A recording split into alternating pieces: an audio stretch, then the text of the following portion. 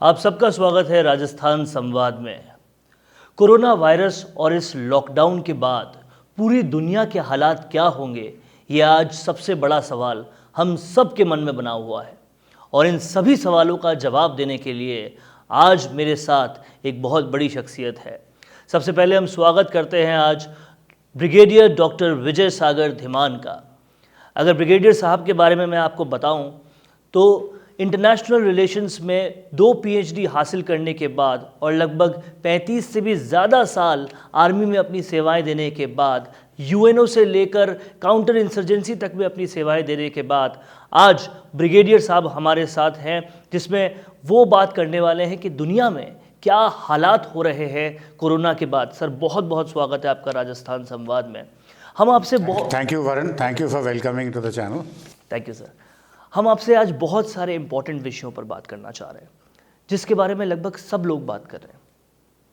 एक खतरे के हालात पैदा हो रहे हैं कि कोरोना के बाद क्या होगा, या जो कोरोना के हालात शुरू हो चुके हैं इसके बाद आने वाली दिशा में क्या हो रहा है। खबरें ऐसी आ रही है कि पाकिस्तान मिसाइल टेस्ट कर रहा है और वो सब कुछ चीन के कहने पर हो रहा है। अब अगर ऐसा सब कुछ होता रहा तो क्या ये इंडिकेशन है कि आने वाले वक्त में तनाव हद से ज़्यादा बढ़ सकता है और क्या वो युद्ध की तरफ जा सकता है? देखिए, ऐसा है कि इसके जो हालात दुनिया में हो रहे हैं, इसमें थोड़ा सा हम अतीत में जाएंगे तो आपको याद होगा सेकेंड वर्ल्ड वॉर के बाद हमारे 2 ब्लॉक्स थे दुनिया। एक बाइपोलर वर्ल्ड थी, US bloc and USSR bloc. उसके बाद फिर यूएसएसआर का डिसइंटीग्रेशन हुआ, glasnost and all those things happen, और finally we had a unipolar world. तो America was one single country as a super power. और उसके बाद बड़े सारे मल्टीलैटरलिज्म शुरू हुए, बहुत सारी नई ट्रीटीज़ बनी। पुराने वाले जो चूँकि वो एक ही पावर ब्लॉक के साथ साइड करने वाली जो पॉलिसी ख़त्म हो गई थी, फिर लोगों के नए नए ग्रुपिंग्स बनने शुरू हुए, और फिर वो ग्रुपिंग्स इतने क्रिस क्रॉस हो गए कि इवन डिप्लोमेट्स के लिए मुश्किल हो गया कि पता करना भाई हमारा इंटरेस्ट कहाँ है। तो अल्टीमेटली जो एक दुनिया उभर के आई वो थी इशू बेस्ड पॉलिटिक्स पे, कि जहाँ मेरा इंटरेस्ट है मैं उस ग्रुपिंग में हूँ, पर उस ग्रुपिंग के बाकी मेंबर से अगर मेरे कुछ इंटरेस्ट के कुछ खिलाफ है तो वो मुझे उससे कुछ मतलब नहीं है। तो इशू बेस्ड एक चल रहा था, और सडनली ये कोरोना का बीच में आ गया। और जस्ट बिफोर कोरोना केम, चाइना एक बड़ी तेज़ी से एक उभरती हुई एक बड़ी पावर आ रहा था, और डिफरेंट किस्म के इन्होंने अपने जो एक लॉन्ग टर्म प्रोग्राम शुरू किया था, जिसमें इनके economic, I would use the word economic terrorism use कर रहे थे, या फिर ये मिलिट्री इम्पेरियलिज्म का यूज़ कर रहा था, या फिर एक रिलीजियस एक्सपेंशनिज्म का यूज़ कर रहा था। तो China was making a lot of strands दुनिया में, सबके साथ आगे बढ़ता जा रहा था, और रशिया को थ्रेटन कर रहा, अमेरिका को थ्रेटन कर रहा था।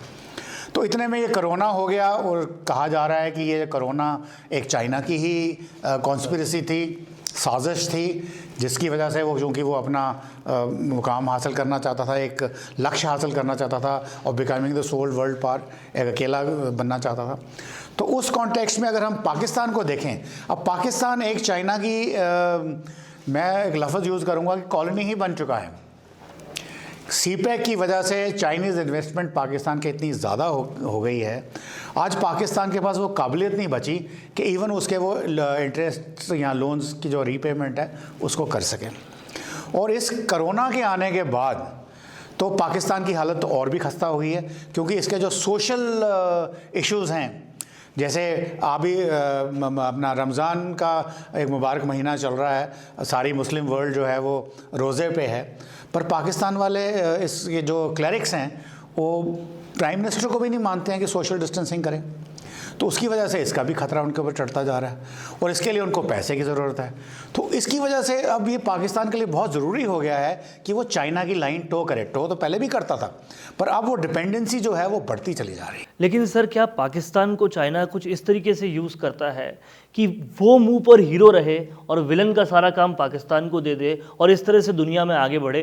क्योंकि सुनने में ये भी आता है कि जो न्यूक्लियर पावर आज उसके पास है वो भी चाइना द्वारा स्पॉन्सर्ड है। दबे शब्दों में कई जगह पर ये बात आती है।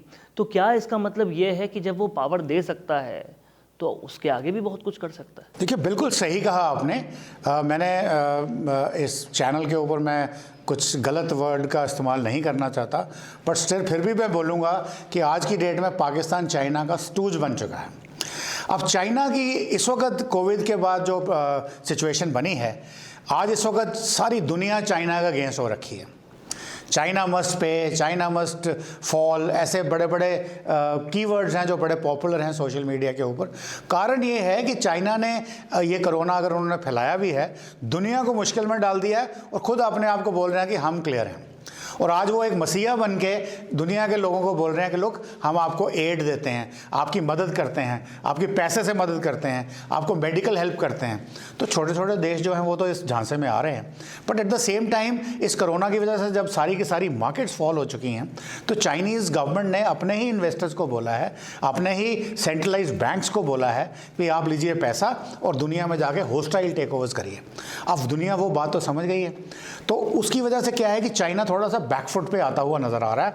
तो उसका ये जो एफर्ट है कि वो अपनी गुडी गुडी इमेज बना के रखे, क्योंकि उसका जो एम है, जो उसने पिछले 50 साल से एक रोल ऑन प्लान बनाया था एक सुपर पावर बनने का, वो उसको करना चाहता है।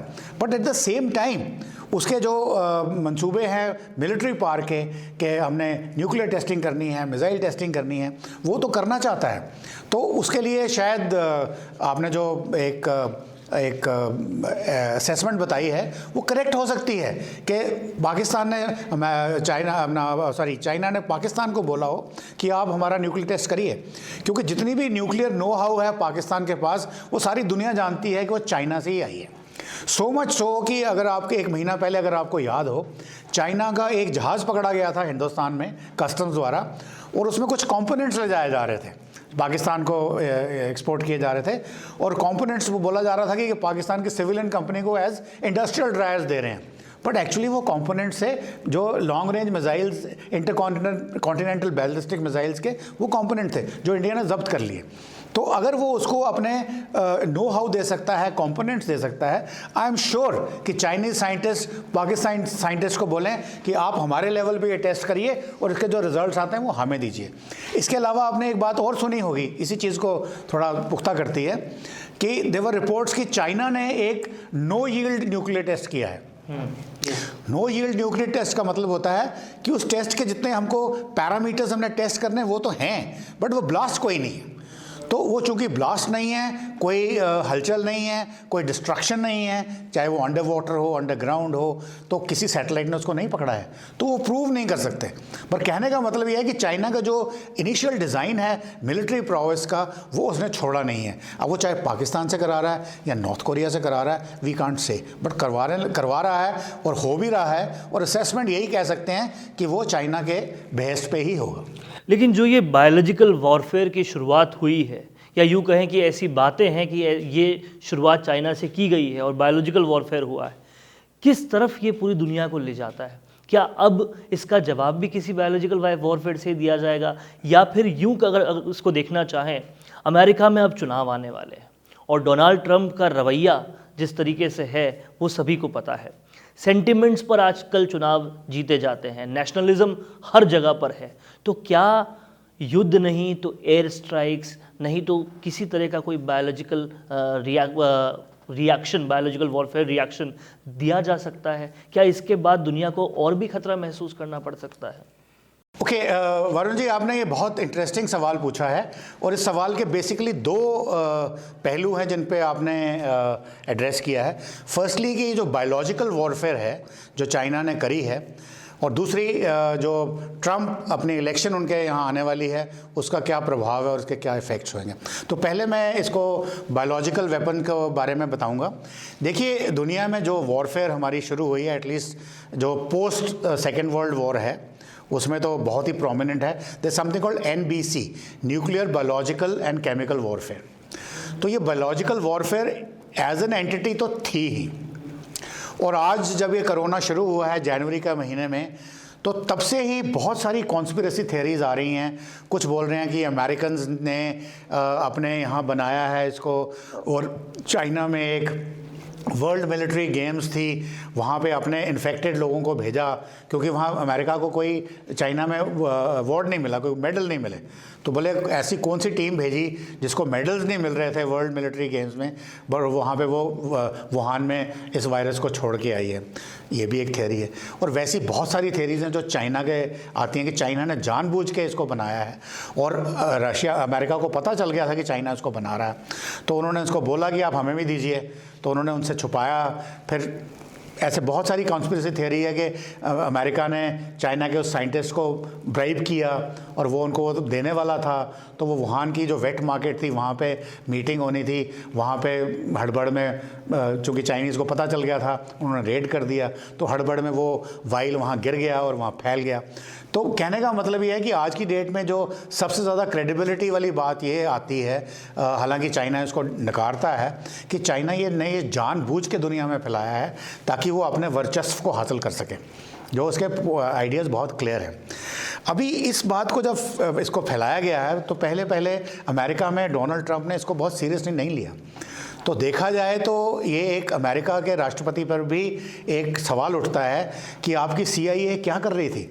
अगर वर्ल्ड हेल्थ ऑर्गेनाइजेशन चाइना के साथ मिली हुई थी और उन्होंने एडिक्वेट वार्निंग्स नहीं करी, तो आपकी CIA जो अभी तक इतना चाइना के ऊपर करती है, क्योंकि आपकी half the industry is in China, आपके इतने ज़्यादा इंटीमेट कॉन्टैक्ट्स हैं, तो आपकी CIA क्यों नहीं पता कर सकी कि ये क्या हो रहा है।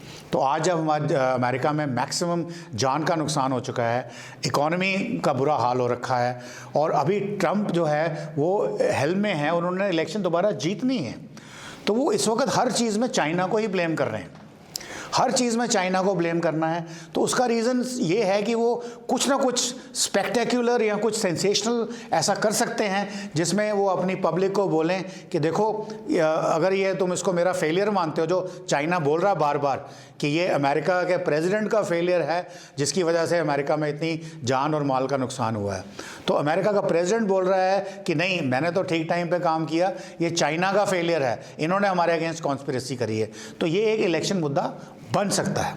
अब इसमें क्या हो सकता है कहना बड़ा मुश्किल है, पर कुछ जो इंडिकेटर्स हमको मिले हैं वो मैं आपको एक दो चीज़ें बताना चाहता हूँ।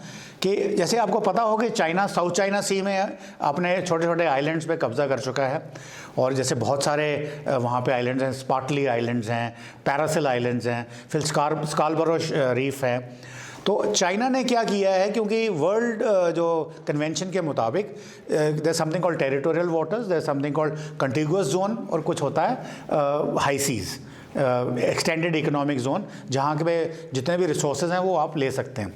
तो चाइना ने अपनी वो प्रभुत्व बनाने के लिए फिलीपींस, ताइवान और बाकी साउथ ईस्ट एशियन नेशंस को डोमिनियर करके उन आइलैंड्स पे कब्जा कर लिया, वहाँ अपने मिलिट्री बेसेस बना लिए। इनफैक्ट अभी परसों चौथ की ये न्यूज़ है कि यहाँ पे उसने 2 नए डिस्ट्रिक्ट खड़े कर लिए हैं, शायद एक उसका नाम है शीहान और एक का है शायद सैनहान, नाम में तो कोई गलती हो सकती है, पर 2 डिस्ट्रिक्ट बना लिए हैं। अब इन डिस्ट्रिक्ट को बनाने के बाद वहाँ पे इन्होंने अपनी मिलिट्री बेसिस बनाए हैं, वहाँ इनके न्यूक्लियर सिलोज हैं, वहाँ इनकी नेवल प्रेजेंस है, लड़ाकू विमान है, हवाई विमान है। तो उसके बाद कुछ जो इंसिडेंट्स हुए हैं 3-4 दिन पहले, कि वियतनाम की एक नेवल वेसल थी, चाइना के जो नेवी थी उन्होंने उसको टक्कर मार के तोड़ के डुबो दिया। ऐसे ही कुछ बदतमीज़ी उन्होंने फिलीपींस के साथ भी करी, जिसके काफ़ी प्रोटेस्ट आ रहे हैं। परंतु अभी इस समय क्योंकि कोरोना का टाइम है, पर आपके जो प्रेसिडेंट डोनाल्ड हैं US के, वो भी उनकी भी जो नेवल फोर्सेस हैं, उनके जो बेड़े हैं, जो जिसमें लड़ाकू विमान वाहक युद्धपोत हैं, वो भी इस इलाके में पेट्रोलिंग करते हैं for their own commercial reasons. तो उन्होंने अपने कुछ पेट्रोल बोट्स, कुछ अपने युद्धपोत्स चाइना की तरफ रवाना कर दिए हैं। वो बेसिकली वो चाइना को एक गन बोट डिप्लोमेसी की तरह जैसे होता है, उनको डराने की कोशिश कर रहे हैं कि तुम इस इलाके में ताइवान का शोषण मत करो, जो चाइना कर रहा है, फिलीपींस, वियतनाम और कंट्रीज़ का शोषण मत करो। तो यहाँ पे कोई भी मान लो कोई इवन अनइंटेंडेड कोई बात हो जाती है, वो एक कॉन्फ्लिक्ट में फ्लेयर कर सकती है। इसी तरह से जैसे चाइना ने होस्टाइल टेक ओवर्स करने शुरू कर दिए हैं, स्टॉक मार्केट्स गिरी हुई हैं दुनिया भर में, वहाँ पे चाइना अपने सेंट्रल बैंक या दूसरी एजेंसीज़ को पैसे देके बोल रहा है कि आप जाके शेयर खरीदिए और उन कंपनीज़ के जो मैनेजमेंट है वो अपने पास करिए। और वैसे ही साइबर स्पेस में बहुत सारी साइबर वॉरफेयर चल रही है, कुछ मीडिया मैनेजमेंट हो रही है, कुछ नैरेटिव्स चलाए जा रहे हैं फेवर में, कुछ अगेंस्ट में। तो यहाँ पे अगर कोई मेरा अनुमान है कि अगर यहाँ कोई सीरियस सी बात हो जाती है तो हो सकता है डोनाल्ड ट्रंप इस समय जो उनकी मानसिकता हमें समझ में आई है, कोई सर्जिकल स्ट्राइक्स या ऐसी कोई लिमिटेड काइंड ऑफ कोई डिसीजन ले सकते हैं। इसके अलावा सर एक बड़ा सवाल ये उठता है कि हमारी आज़ादी से पहले जो कुछ होता आया था, ईस्ट इंडिया कंपनी बनाकर पूरी दुनिया पर राज करने वाली बात, क्या चाइना उस पूरी कैसेट को फॉरवर्ड करेगा या वापस प्ले करेगा? यस, आपने बहुत इंटरेस्टिंग सवाल पूछा है। Well, it is a possibility, हो सकता है, बट उस क्लासिकल तरीके से नहीं होगा। जैसे आज चाइना क्या कर रहा है, चाइना ने 1948 में इनको कंट्री बना था ये as a new entity with new setup, तो वहाँ से इन्होंने एक रोड मैप बनाया अपना और उस पर चलते चले गए। अब ये क्या करते हैं, जैसे आपको पाकिस्तान के सीपैक की बताऊँ मैं, श्रीलंका में हम्बन तोता, मालदीव्स में भी कुछ कर रहे थे, जिबौती में कुछ हो रखा है। इसी तरह से वहाँ पे क्या है, अपना म्यांमार में इन्होंने बेसेस बनाए हैं, नेवल सबमरीन बेसेस, तो ये फ्री में उनको दे देते हैं कि आप लीजिए लोन हमसे और यहाँ पे एक बेस बनाइए, नेवल बेस हो सकता है, कोई फैसिलिटी क्रिएट करिए जो मिलिट्री भी उसको इस्तेमाल कर सकती है। एंड ऑब्वियसली जब वो इतने लोन्स दे दिए हैं आपने गरीब मुल्कों को, तो वो उसको कहाँ से वापस पे बैक करेंगे? और मोस्ट ऑफ द टाइम्स क्या है कि जो उन्होंने जगह चुनी है, स्ट्रेटेजिकली चुनी है, वो कमर्शियली वायबल है ही नहीं। जैसे हम्बन तोता, तो वो कमर्शियल वायबल है ही नहीं, तो श्रीलंका कहाँ से पैसे कमा के इनको लोन वापस करेगा? तो अल्टीमेटली उन्होंने बोला कि ठीक है, इसको 99 ईयर्स की लीज पे हमको दे दो। सेम थिंग पाकिस्तान में सीपैक के इतने प्रोजेक्ट बना दिए हैं, पाकिस्तान को लगा कि हमारी पता नहीं कितनी खुशहाली आ जानी है और हमारे लोगों को रोज़गार मिलेगा, पर अल्टीमेटली तो वहाँ चाइना वाले ही काम कर रहे थे। आज पाकिस्तान को वहाँ अपनी आर्मी लगानी पड़ती है चाइनीज़ को प्रोटेक्शन देने के लिए। अब वहाँ पे भी जब ये कोरोना शुरू हुआ है तो वहाँ पे सारी कंस्ट्रक्शंस बंद हो गई। अब चाइना ने पाकिस्तान को फ्रेश लीज दी है लोन्स की कि आप और लीजिए हमसे और इनको प्रोजेक्ट्स को चालू करिए ताकि वो सीपैक पूरा हो सके, जो उनका BRI प्रोजेक्ट है वो पूरा हो सके। पर अल्टीमेटली जब वो भी लोन नहीं दे पाएंगे तो जितना भी हमारा ये आज़ाद कश्मीर का इलाका है या बलूचिस्तान का इलाका है, ये चाइना ने कर लेना है। तो इस तरीके से चाइना वो ईस्ट इंडिया की कंपनी की तरह ही करता जा रहा है। अब इसका रीज़न क्या है? अब यहाँ पर एक बड़ी इंटरेस्टिंग सी बात है, अमेरिका को क्या प्रॉब्लम है? अमेरिका एक ऑलरेडी सिटिंग सुपर पावर है, अनडिस्प्यूटेड सुपर पावर है इस दुनिया में, और जब से सोवियत यूनियन का डिसइंटीग्रेशन हुआ है तब से उसकी एक प्रभुत्व चल रही है अनअपोज्ड।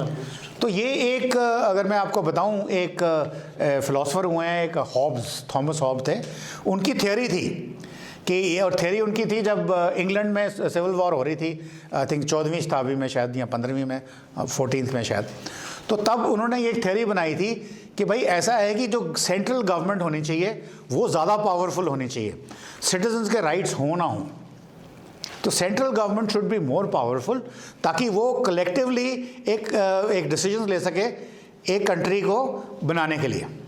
तो वो हॉब्स थ्योरी जो मैंने आपको बोला कि वो इंग्लैंड के बारे में थी, और उन्होंने बोला कि एक नेशनलिस्टिक, कलेक्टिव नेशनलिस्टिक प्राइड होना चाहिए ताकि उसमें जो अगर किसी की इंडिविजुअल फ्रीडम जाती है तो जाए।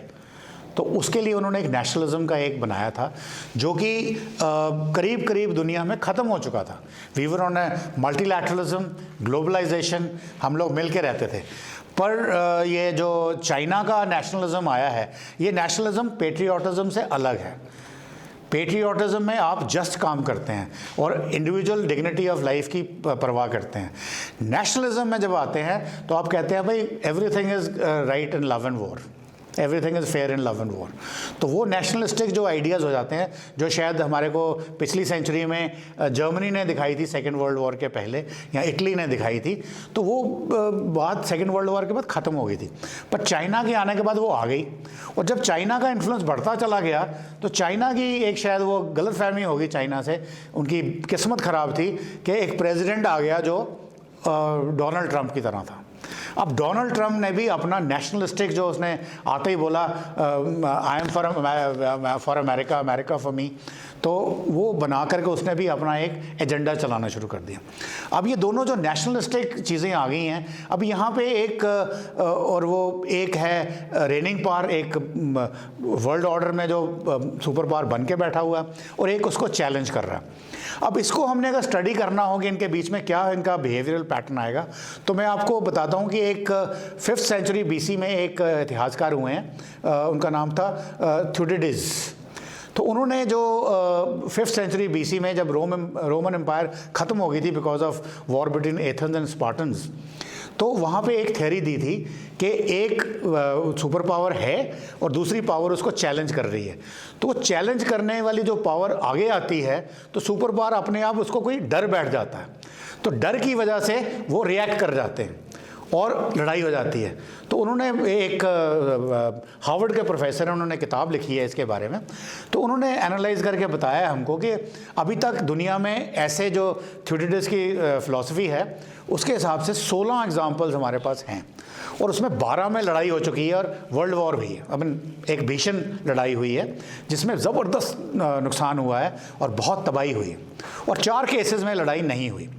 और अब हम जब इसी थियरी के साथ चाइना और अमेरिका को देखते हैं, जो नेशनलिस्टिक फर्वर लेकर के एक रेनिंग पावर है और एक चैलेंजिंग पावर है, ये जब आ रही है एक दूसरे के आमने सामने आ रहे हैं, और बीच में एक इलेक्शन फैक्टर भी आ गया हुआ है डोनाल्ड ट्रंप का, जो भी इसको इम्पैक्ट करता है, तो एक ये एविडेंट है कि इसमें आपस में इनका कॉन्फ्लिक्ट हो जाए। और जैसे मैंने आपको बताया कि कॉन्फ्लिक्ट समुद्र में भी हो सकता है, साइबर स्पेस में भी हो सकता है, और कहीं पे इकोनॉमिक इन्वायरमेंट में भी हो सकता है। तो उसमें कुछ भी गड़बड़ हो सकती है। पर फिर भी जब इसको हम बात करते हैं तो आप बोलोगे कि मेरी इस कहने से कि इसका मतलब है कि चाइना और अमेरिका की वर्ल्ड वॉर होने वाली है। Well, possibility can not be ruled out, but इसमें एक जो थ्यूडिडिस को नहीं पता था, उनके टाइम पे न्यूक्लियर अम्ब्रेला नहीं था। आज की डेट में there are 9 declared countries with the nuclear pass, और सबसे ज़्यादा जो है वो अमेरिका के पास है, सेकंड चाइना है, और उसके साथ में अगर डिफेंस बजट को देखें तो भी अमेरिका का defence budget is anything up to $750 billion, where China defence budget is only $260 billion या समथिंग नियर अबाउट दैट। तो इतना डिस्पैरिटी है। बट न्यूक्लियर पावर में एक बड़ी मज़ेदार बात यह है कि जब आपके पास न्यूक्लियर हथियार है तो यहाँ पे क्या है कि ये न्यूक्लियर हथियार इतने ज़्यादा भयानक है, जिसका कि हमने एक ड्रामा देखा था हिरोशिमा नागासाकी में 1945 में। वो एक छोटा सा ट्रेलर था। आज के न्यूक्लियर हथियार जो हैं उससे कई हज़ारों गुना ज़्यादा डिस्ट्रॉय करने वाले हैं। तो इस न्यूक्लियर अम्ब्रेला की वजह से एक फ़िलॉसफी बनती है जिसको हम बोलते हैं म्यूचुअल अश्योर्ड डिस्ट्रक्शन। तो इसका मतलब है कि अगर तुम मुझे मारोगे तो मैं तुम्हें भी मारूंगा, क्योंकि मेरे पास भी काबिलियत है। तो अगर मेरी तबाही होती है तो आपकी तबाही भी कम नहीं होगी, चाहे हमारे न्यूक्लियर हथियार बराबर के नहीं भी हैं तो भी। कन्वेंशनल वॉरफेयर में अगर हमारी फोर्सेस बराबर की नहीं हैं तो आदमी अपने आप को बचा सकता है, पर यहाँ बचने का कोई चांस नहीं है। तो इसका मतलब दोनों ही समझते हैं कि ये म्यूचुअल अश्योर्ड डिस्ट्रक्शन के जो लेवल्स हैं वो कितने भयानक हैं और उसके क्या परिणाम हो सकते हैं। तो इसलिए ये काफ़ी हद तक पॉसिबल है कि दोनों अपनी इलेक्शंस की वजह से या नेशनलिस्टिक फर्वर्स की वजह से या चाइना के इंटरनेशनल एम्बिशंस की वजह से ये MAD को लेकर के शायद इसमें वर्ल्ड वॉर ना हो।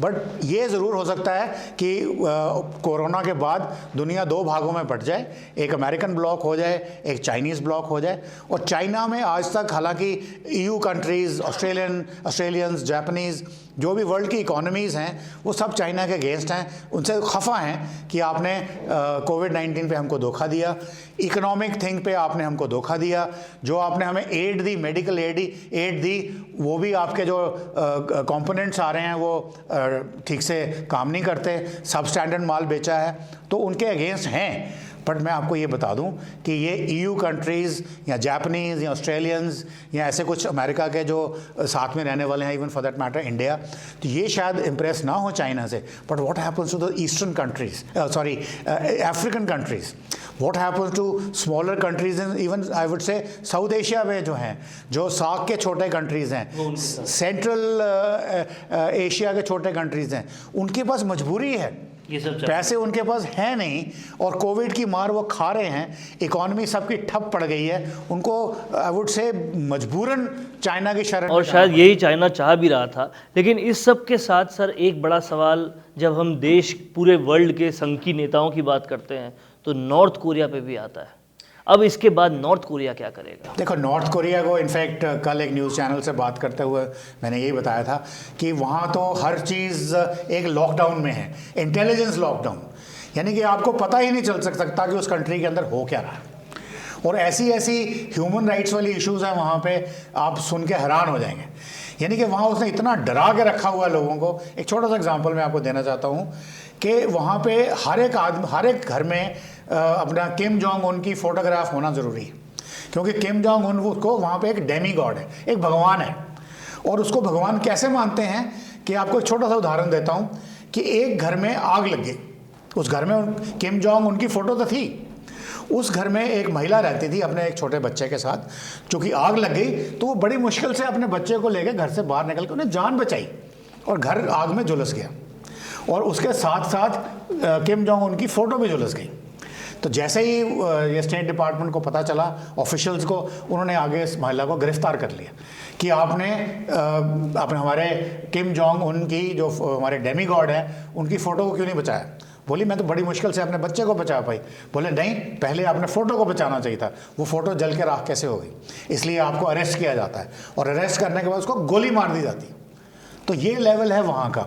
तो अब वो भी अभी आज तो सुनते हैं शायद वो बीमार हैं या ब्रेन डेड हैं या जो भी उनके बारे में अफवाहें फैल रही हैं, वो इनकैपेसिटेटेड हैं, बट उनके टेस्ट तो चल रहे हैं।